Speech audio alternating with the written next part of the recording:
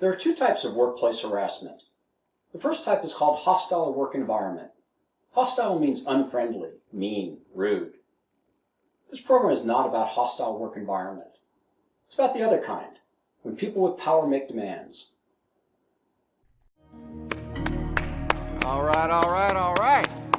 Woo! They're looking good, Coach. They gonna be ready for the big game Saturday? Bet. We're ready now. Well, you make sure they play as a team. You know how I like team players. I thought you might be interested to know what the committee decided. You're in the top 3. Oh my gosh. Really? I can't believe it. Head coach of the women's team. Do you think I have a chance? Well, it all depends. You know, as athletic director, my vote carries a lot of weight. I know how closely I have to work with the head coach, you know, with all the extra hours during season and all the traveling. I mean, it's crucial that we get along well. What are you getting at? Well, I'm just saying it's a very important decision, one that I think you can help me make.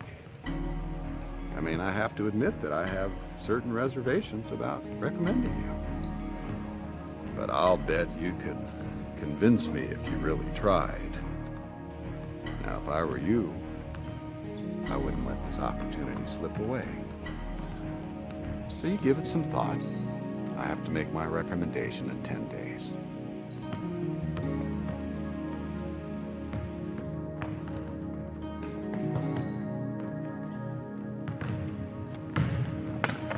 Everything okay, Coach?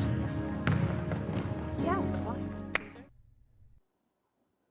When people with power make demands, sexual demands. Unless you're new to the workplace, you've been trained on this before.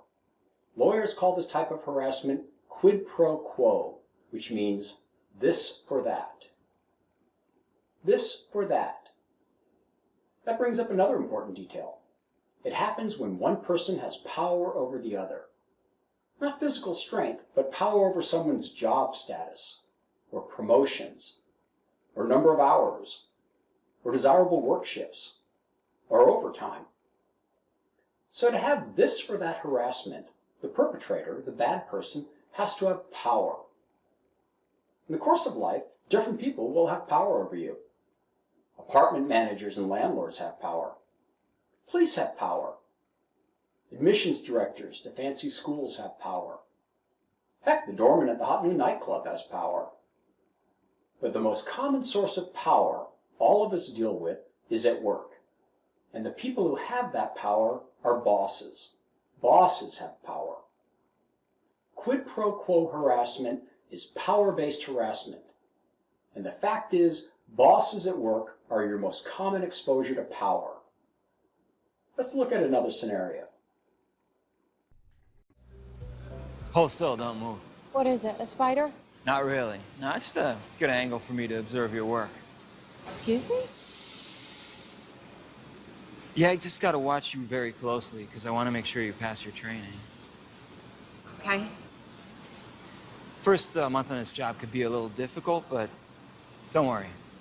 I'm here to help.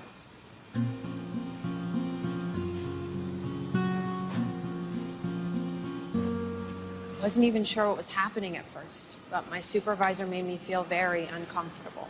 The things he would say and do when no one else was around. Need a hand with that? Not really. Let me get that for you. I can do it myself. You smell nice. Look, Keith, if you don't mind, I really got to get this done.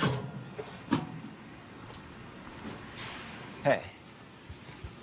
Last thing you want to do right now is cause trouble for yourself.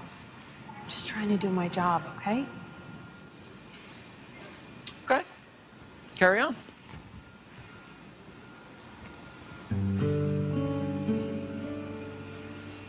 The thing is, I'm not trying to cause trouble.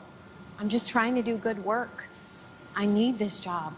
I got a kid, responsibilities. I have to get good evaluations. Even when I specifically asked him to stop. Keith, here are the requisitions you asked for. Not bad. You did miss a few things, but Nothing we can't take care of with a little off-site training?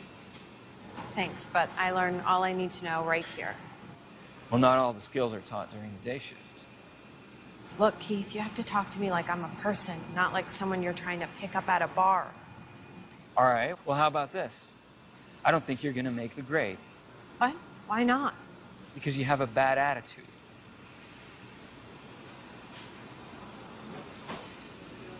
But we can fix that later tonight. Quiet dinner, little company, get past training. And if I don't? Maybe this isn't the right job for you.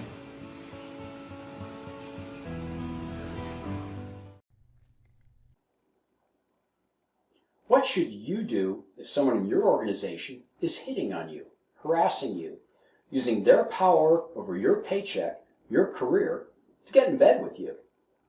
Wow, I'm tempted to go off script here, but let me stick with a structured answer because the details matter. First, tell them that you're not interested and to stop. Every situation's different. Every relationship's different. So you might know the best way to communicate no. One sentence might solve the situation. I don't date people at work. I don't date supervisors. I'm not interested. Maybe this person was clueless.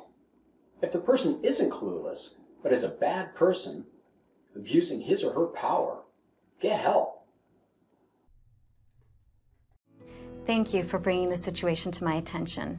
I will open up an investigation right away. An investigation? Yes, I'll have to talk to possible witnesses. And to be fair, I'll have to get your supervisor's side of the story. Everyone will know. Please don't worry. I will be as discreet as possible, and you will be protected from any repercussions for coming forward. Retaliation is against our policies, and it's against the law. Okay, that is such a relief, I can't tell you. I'm glad you spoke up. Now, let me ask you just a couple more questions. I was only trying to make her feel welcome. Is there anything wrong with that? While you deny making some of these statements, even the ones you admit to, go well beyond making a person feel welcome. Listen, I didn't mean anything by it. I wouldn't have followed through on any of that. Intent isn't a deciding factor. Your statements alone would appear to violate our policies and the law. The law? Yes, this is a serious matter. Pending the conclusion of our investigation, you will be removed immediately from your responsibilities for supervising Heather. What? Wait, you can't do that. Yes, we can. And you must refrain from doing or saying anything harmful to Heather or about her. Any form of retaliation is illegal. This is true even if our final conclusions don't support the complaint. Retaliation brings consequences of its own. Quid pro quo harassment, using workplace power to get sex, is against the law. It's also horrible. Maybe you're strong and can brush off bad behavior and bounce back, but not everyone can. For the sake of all your coworkers, if there are people at work abusing their power, let management know. Let HR know. Don't keep silent.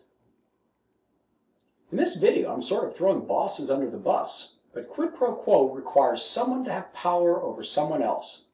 And this is a workplace training video, so there you have it. But there are times when workplace quid pro quo harassment can come from someone who's not an employee. Got to show you this mess. Do you see? See what I'm talking about? Yeah, A janitor that can't clean up after himself? I'll talk to the crew chief right away. Yeah, well, he's gonna have to do better than this. Well, our goal is to meet your expectations in every way. Well, good. Because I've got some expectations. Considering your contract's up at the end of the month, and I don't think your boss would like it too much if I was out asking for other bids. Well, that's certainly your choice, but I hate to see it come to that. I would too. I really like it when you come around.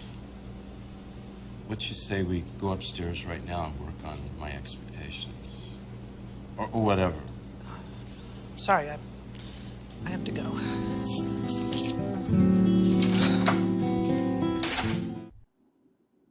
Quid pro quo happens when someone at work in a position of power demands sex in exchange for something work-related. The bad person, the bully, usually works for the same organization, but may not. He could be someone important from a sister company or the parent company. She might be an important customer or an important supplier. He might be the owner's brother or nephew, someone who thinks he has power. Your organization purchased this program and is showing it to you because quid pro quo will not be tolerated here. This program is pretty specific about where the problem comes from, people with power. So more than a few organizations won't show this. Yours has. Top management in your organization acknowledges that power-based harassment, the worst type of workplace harassment, comes from people with power. So you do your part. If someone with workplace power is hitting on you, tell them to stop. If they don't, report them. If you witness power-based harassment, report it.